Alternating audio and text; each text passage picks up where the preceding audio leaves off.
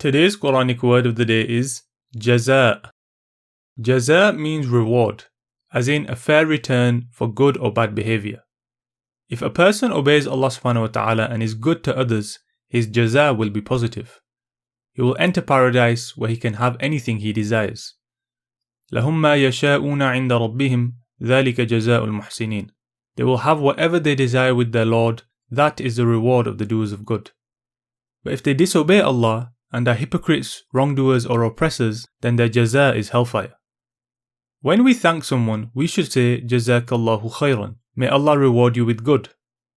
And be careful that you don't say only Jazakallah. May Allah reward you with, as we have not made it clear if we are asking for a good or bad reward. So Jazakumullahu khairan. Wassalamu alaikum wa rahmatullahi wa barakatuh. If you've benefited from this video, then don't forget to like, share and subscribe and press the notification button so that you don't miss out on any new content, inshallah.